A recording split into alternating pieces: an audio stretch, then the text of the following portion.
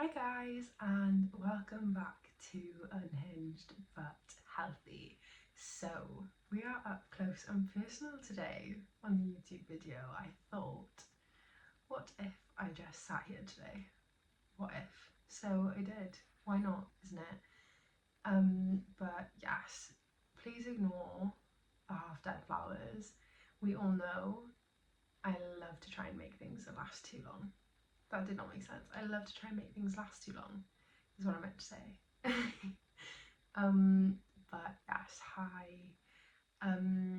Today's episode is going to be about, I'm not sure what I'm going to call it yet. So the title we have here is You Don't Have to Be Doing the Work All the Time, but I may call it Why You Don't Have to Do the Work All the Time. I don't know yet. We'll see.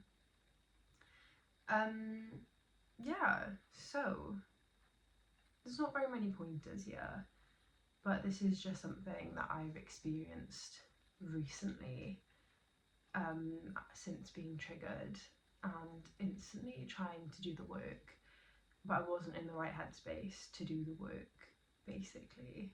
So, yes. Anyways, healing is in general very intense, and I feel like when you first start it's all or nothing, or that's how it was for me at least anyway. So when I first started my healing journey, I think I was 20, just shy of 21 years old, just gone through a horrific breakup, and it was a lot of learning things about myself and learning things, a lot of realizations about people close to me that I didn't want to come to, a lot of realizing why I am the way I am and who made me that way, a lot of anger, a lot of upset, and it did really consume me. It was my whole life. It literally became my whole life.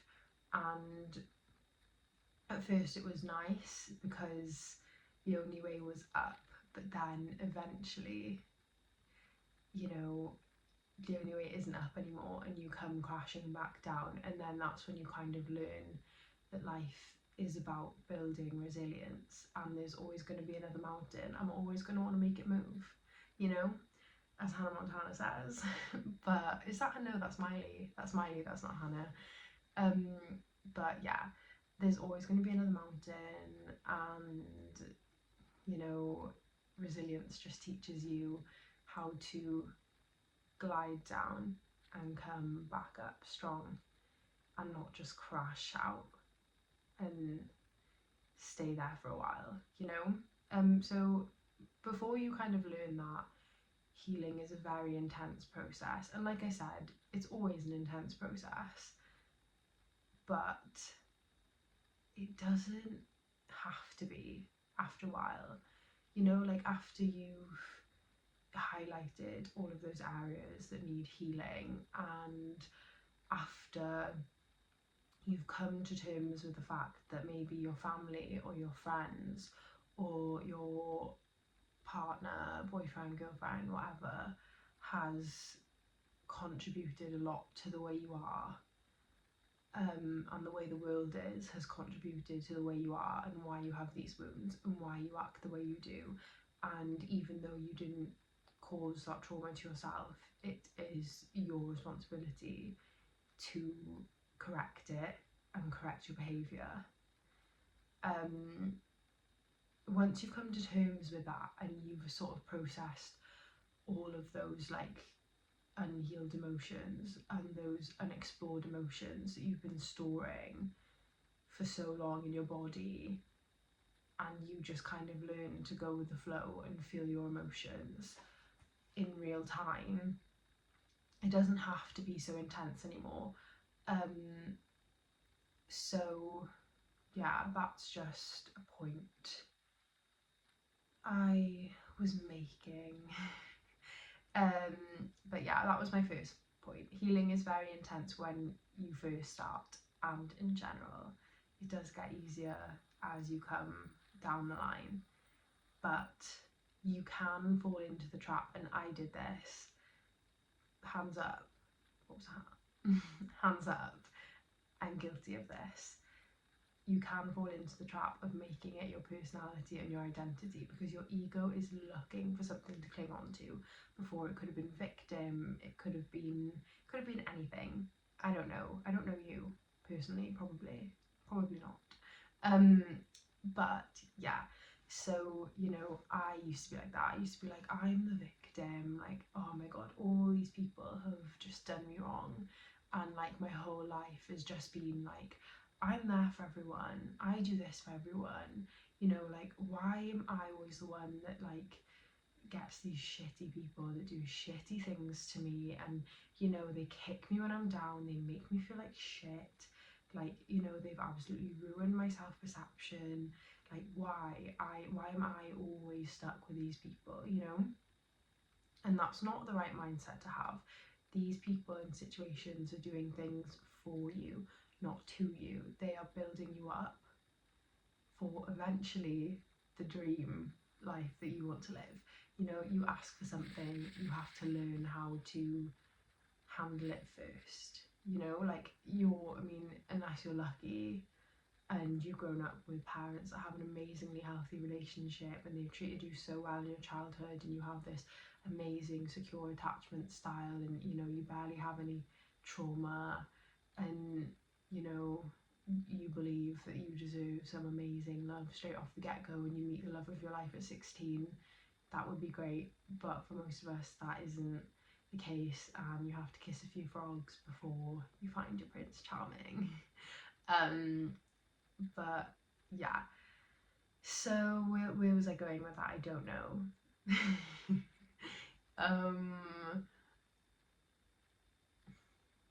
Where was I going with that? Give me a minute. I have really bad brain this week. It's just not working. I've not been well at all. Yeah, so unless that is how you've had this miracle life, which some people do, then your first boyfriend is not going to be your husband, your second boyfriend is not going to be your husband, the talking stage that you're obsessed with is not going to be your husband, like you were obsessed with these people because they treated you with inconsistency, and they met you with you having to try and prove your worth to them, and you still want to do that to this day, because you want them to tell you how worthy you are, when you should be telling yourself that instead, and I don't say that to you looking down on you. I say that to you as somebody who has gone through this situation many a time, is currently navigating my way through it again, and hopefully after this time I will have learnt my lesson, and I won't need romantic connections to determine how worthy I am, because they don't do that. But yes, so you want that dream relationship, you're gonna have to kiss a few frogs first, so that you know how to deal with that right person when they come to you, and they will come to you at the perfect time. And I know we talk about relationships a lot, but it's the same thing for the job. You're gonna have to start at the bottom until you learn how to deal with the top position, how to deal with that success, how to navigate being successful without self-sabotaging. And again, the same goes for relationships, same goes with anything, any goal you have, the same goes for everything. You need to learn how to handle the good and allow yourself to believe you deserve the good. I know for a fact, the way that I behaved in my last relationship, I would never keep my dream person around if I behaved like that. Granted, every action has a reaction, and those are my reactions. My dream person wouldn't treat me like that. However, if I had never been treated like that, I wouldn't know what I wanted, and maybe the way that I was treated then would be my dream relationship, and that would be really sad. That would be really sad. But yes, you can fall into the trap of making it your personality and your identity, and you don't want to do that. You don't want to do that. Because then you don't have any fun, and all you can think about is healing and what's the best thing to do here. And you do it with the smallest minor things, like somebody will text you on Instagram and you'll be like, do I text them back? Is this a test from the universe? Like, oh my god, like you just won't have any fun, you know? Like you'll go out and you'll think like, oh my god, I can't talk to any boys out because I wouldn't want my future husband to be talking to girls out. Like, no, you've still got to have fun. Like, do you know what I mean? And when you make healing your whole entire personality, from my experience, you wouldn't really have fun, you know? My next point, this can lead to not living your life but overanalyzing it in everything you do. And this is so true, you know, this is so true.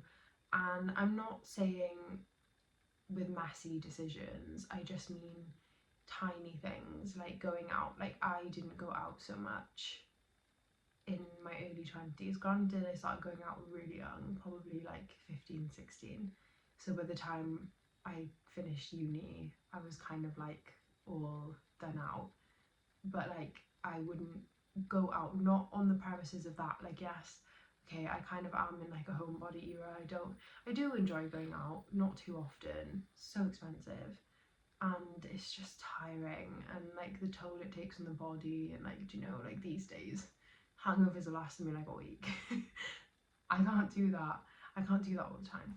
But that wasn't the reason I wasn't going out. Like, the reason I wasn't going out is because I thought, like, you know, like I was 20, 22, 23, being like, I'm 23 now, never mind then. I was 22 thinking like, oh nah, like I can't be going out too much, like, you know, like when I'm healing, like why would I go? Maybe this is just a me thing thinking about it, like why would I go out so much if I'm healing and like this and that? Like, why would I want to get fun from doing stuff like that? Like, what's the purpose of it? And like, the purpose of it is literally memories. And do you want to look back when you're 90 and think like, oh my god, I was in such a healing era that when I was 22 I literally didn't go out because I was literally like fighting demons. Do you know what I mean? Like, I have gone through phases, and this is different. I have gone through phases where I haven't been drinking due to like literally breaking down when I'm drunk. Like, I remember when I first moved home from a shared flat with one of my friends, and we hadn't left things on the best terms, and we argued one night when I was drunk, and I had a lot going on with my ex at the time as well. This was about just over a year ago, which doesn't seem that long ago when you look at it like that. But yeah, it's probably like a year ago in November. And I was distraught, and I was literally I came home and I was just having a panic attack, and no one was home, and I couldn't breathe, and I was just so hurt, and everything felt so heavy, and I didn't react to situations in ways that I would have wanted to. Like, I'd gone out for drinks in the hope that it would like lift my spirits and like kind of like put a pause on everything that was going on, when in reality all I did was push it down, and then it all came up to the surface, and it made me feel so much worse. And at that point I didn't drink for a few months, I think like 3 or 4 months, just because I was like, do you know what, that wasn't okay. Like, I need things to get better, and I do need to heal a little bit from this situation before I start going out. And the same thing happened when I first went through my breakup, like nearly 3 years ago now. At first, as you can imagine, I was going out just because I kind of needed that attention, but then I was getting that attention whilst I was out, and it would just lead to me crying and going home. So I just thought, like, what's the use in this? Like, I need to heal a bit more. I need more time to pass before I can actually enjoy time out and getting attention from people and just having a fun, like, flirt, like, without it hurting that it's not my ex, you know? It's a weird time, weird time in my life. So yeah, that's completely different. But I just don't, sometimes I think it's necessary to put things on pause if it's not making you the best version of yourself. However, I think, like, you know, like, once I'd gone a few months without drinking, and once I'd had a few months to, like, get over the situation, I was fine again, and I could go out and I could have fun again. Like, as long as you know that you're having fun, it's all that matters. Like, you know, if sobriety is something you want to do and you can go out sober and have fun, then that's great. But if it's not something that you want to partake in, and when you drink things get messy and you do things that you regret, then I think it is good to take some time off it. But yeah, anyway, that was a really long point. Yeah, I literally have it on my vision board. I can't find it right now, but it literally says, like, make sure you're living your life more than analysing it. And it's so true. And I've caught myself in this trap recently.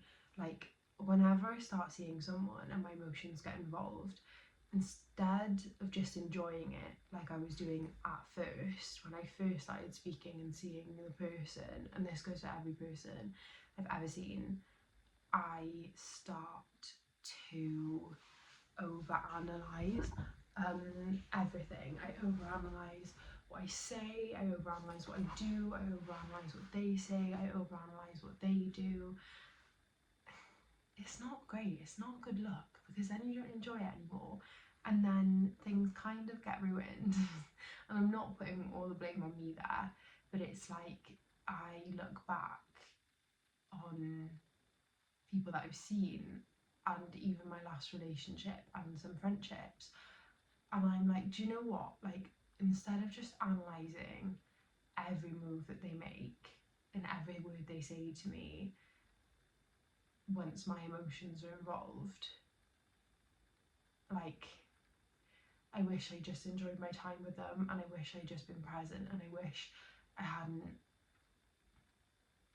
torn apart every text message that they sent me trying to find a meaning that probably wasn't there, and they probably didn't think that much, you know?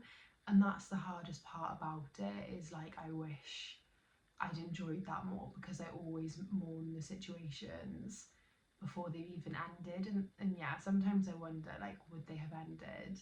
And some of those people I wouldn't even want to see again. I would never go back there. Some of them I would. Jokes.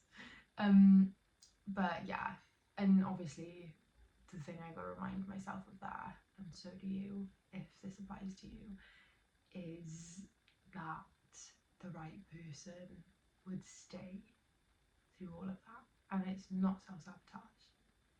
Hopefully. I don't think it is. I don't think it is. Rude. No, anyway.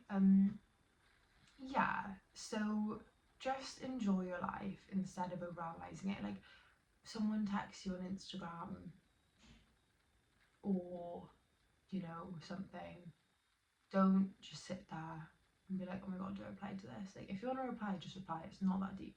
Nothing's that deep. I think if you're, as long as you're honest with people, sorry, I'm not home alone if you couldn't tell. Yeah, as long as you're honest with people, I think it's fine to do things just for fun. Like, you know, you can go on a date and you can have a really nice time and not see yourself seeing this person again, as long as you don't lead them on.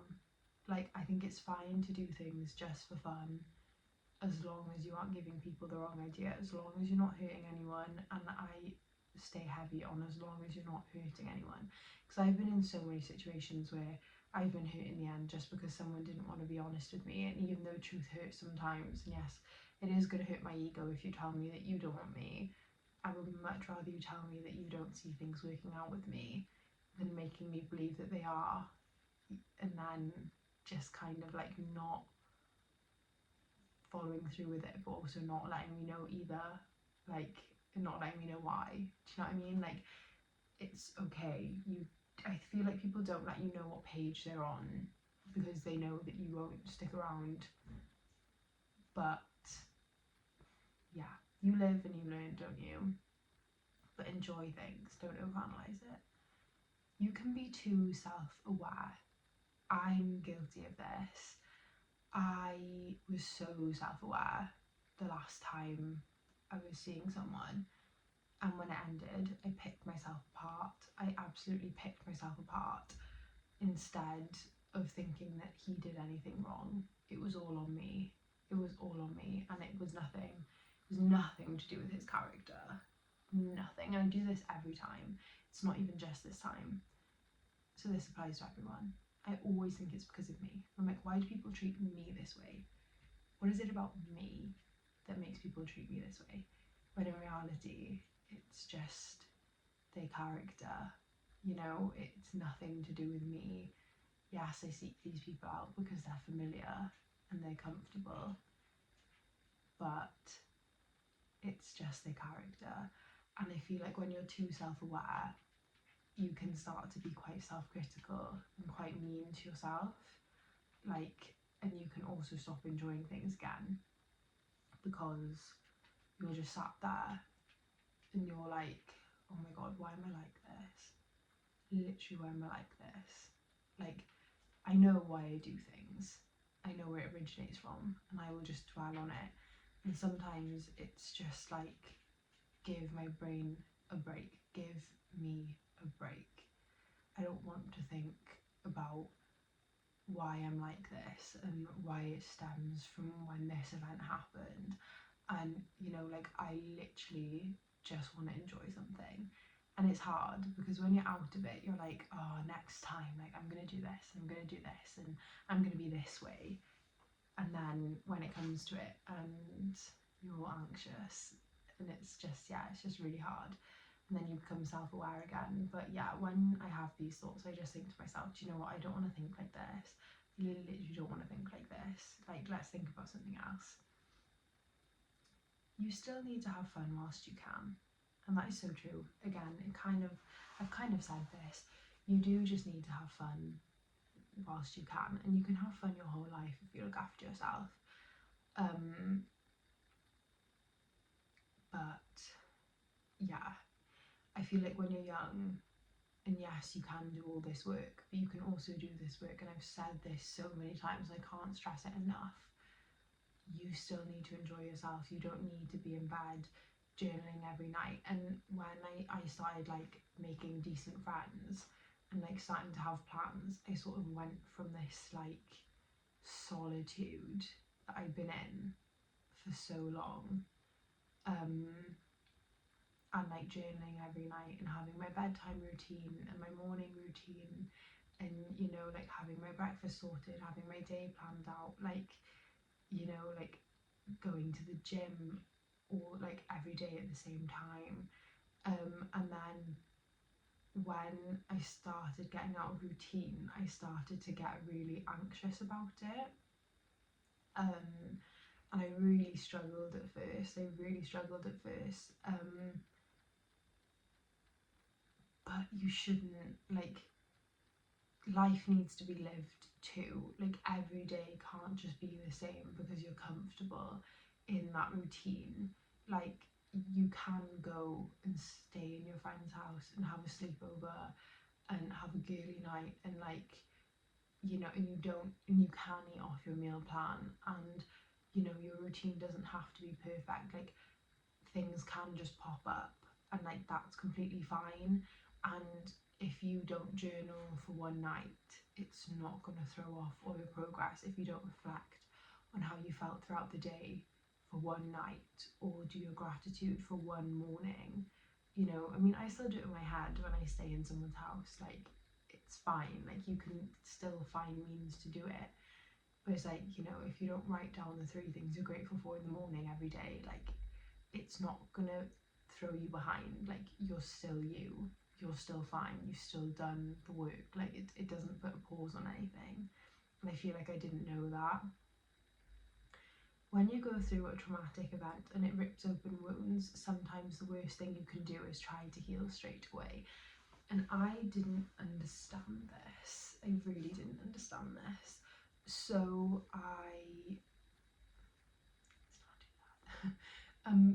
so I went through a pretty traumatic event for me recently.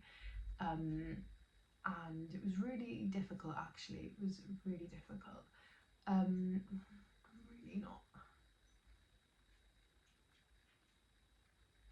Yeah.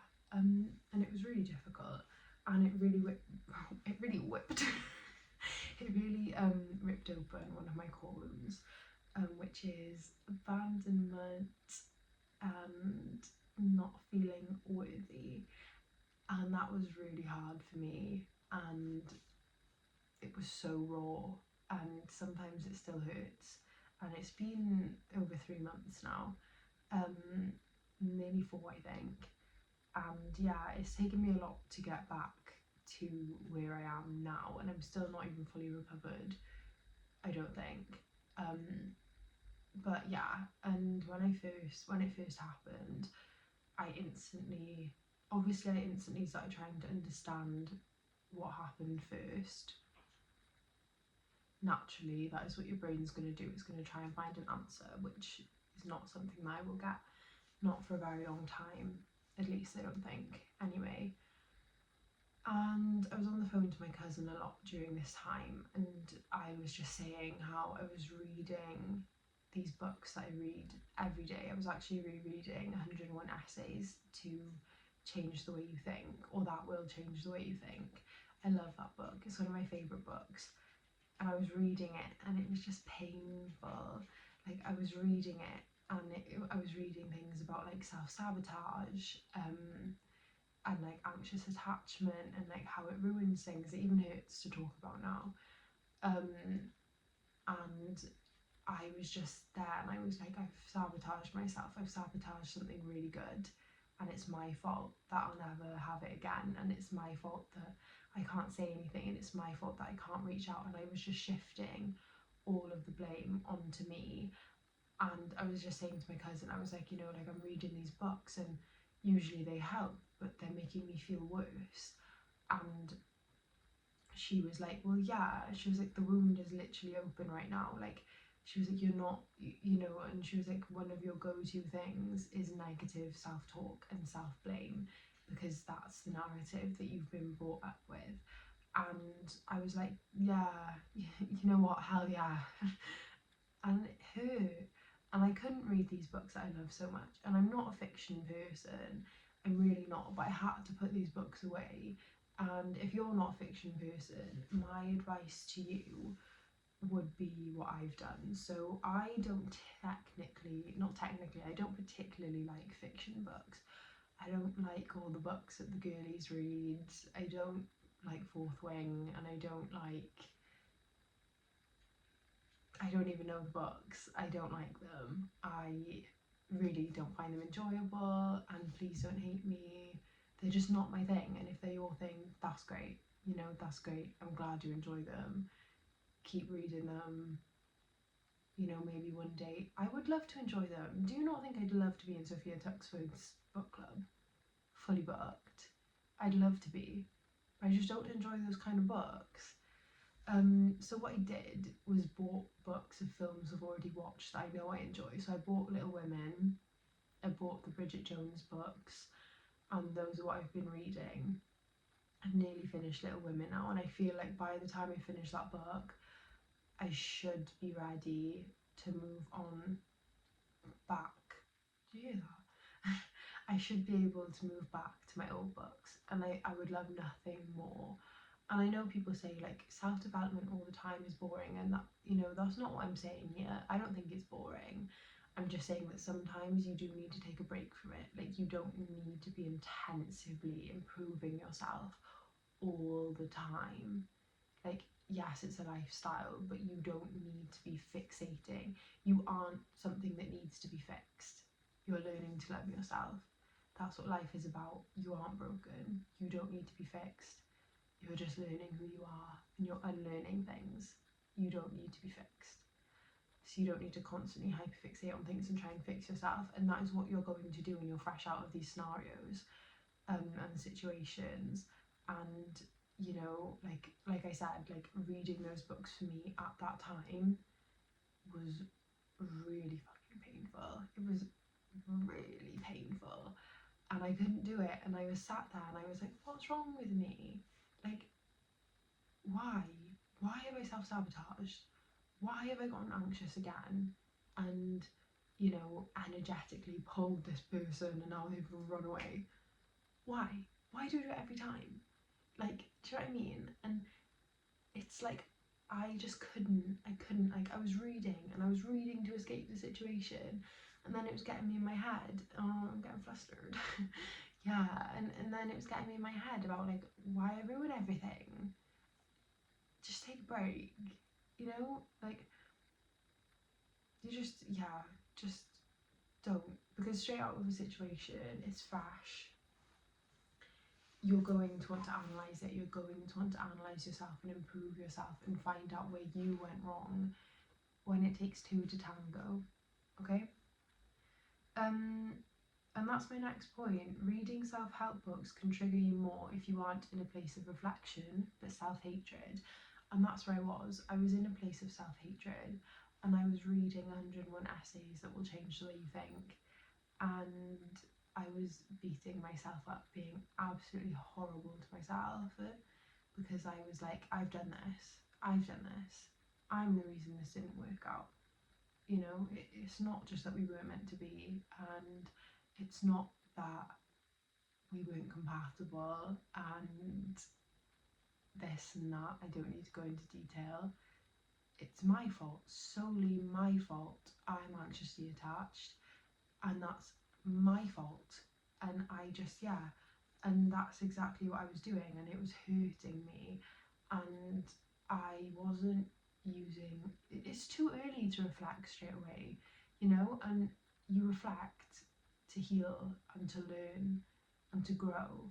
And my wound was so open and just being poked and prodded that I couldn't do that. I needed to sit there for a while. I needed to just be there with the feelings and make myself feel seen and heard, and reassure myself and affirm to myself that these feelings were valid, but they may not be true. You know, that old chestnut. But yeah, and it was really hard. Sometimes it's still really hard. I've had some hard days recently. I don't target myself so much anymore, but yeah, I feel like all this information and like people hate on TikTok, but when I'm having a really hard time, TikTok is genuinely the platform that helps me most through things, because of people's advice and like the things that they say. Like, it does really help.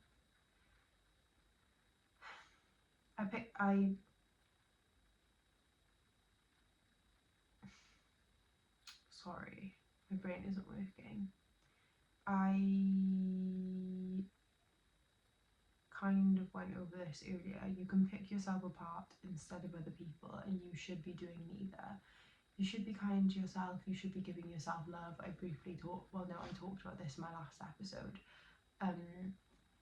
When you feel really low, and sometimes naturally you are going to feel really low after a situation has happened, you will pick yourself apart, and you shouldn't be doing that. You need to be giving yourself love, and even if it can't generate good feelings, you just need to take care of yourself regardless. And you shouldn't demonize someone else either. See them for what they are completely, and I understand that that's hard at first, but yeah, see them for who they are, yes. Demonize them, no. You shouldn't pick them apart either. And I know we're all guilty of, well, you probably are if you're watching this anyway, looking at someone's childhood and being like, this is why they are the way they are. And yes, that makes us feel better in the moment, but would you like it if someone did that to you? Probably not. But you shouldn't do it to yourself either. not in a nasty way, but yeah, you can lean towards being meaner to yourself and putting the blame on yourself, which is where I go to, instead of the other person. Like, you will place all the fault and the blame onto you, and you will let them get off scot-free. Is that the term? I think it is.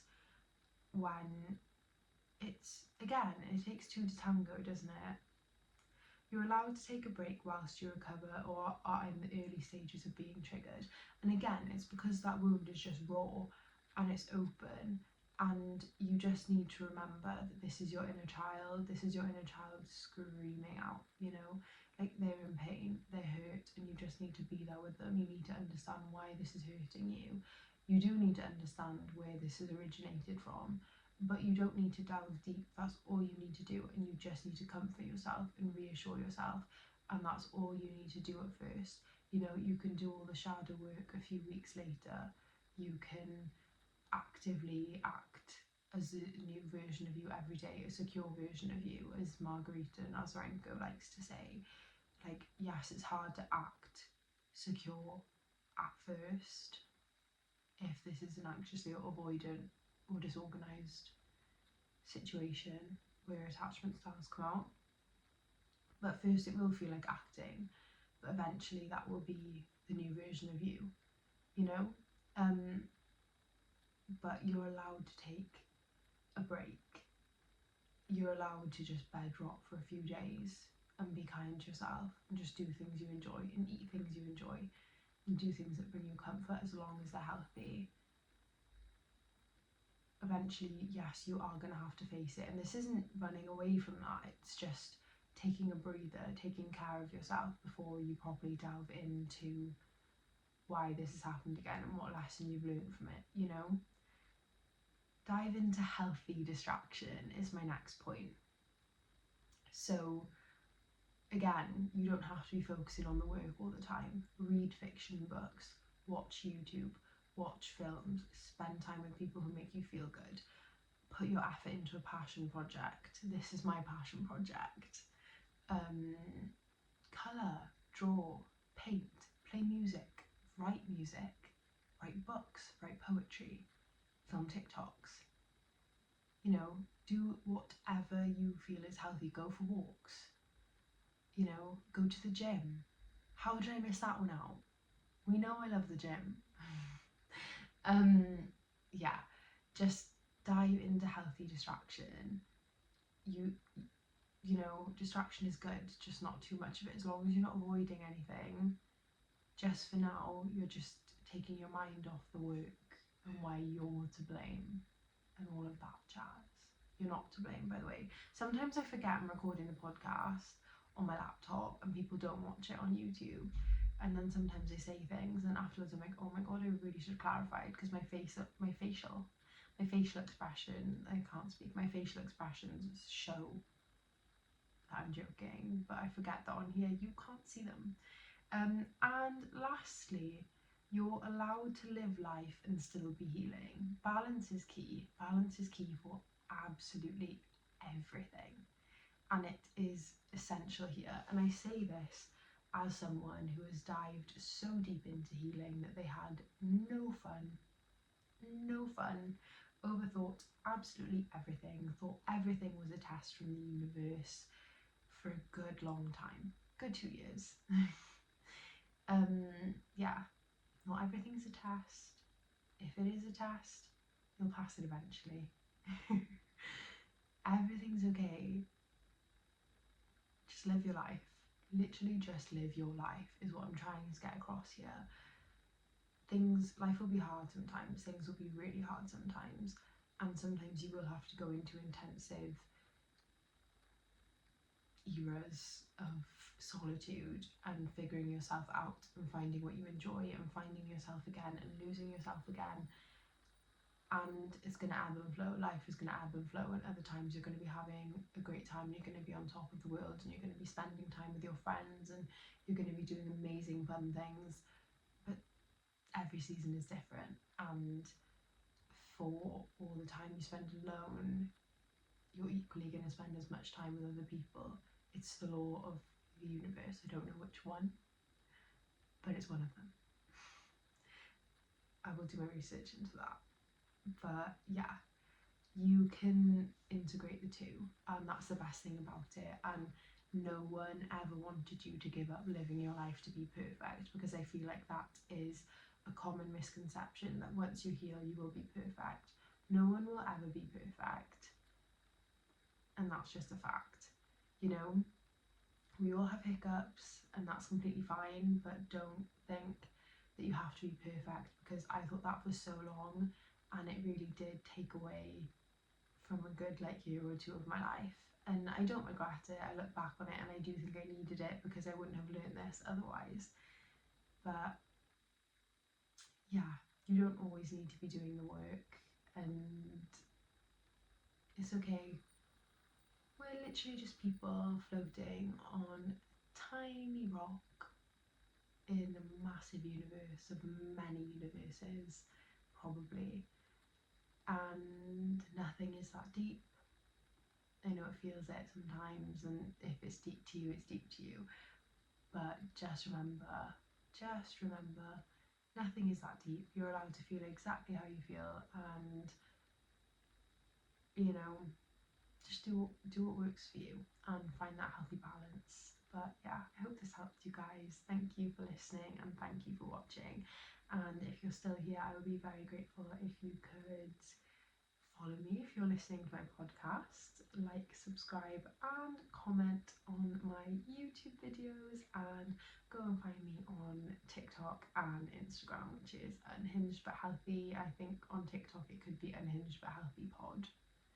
But yeah, thanks for listening, guys. Bye, love you.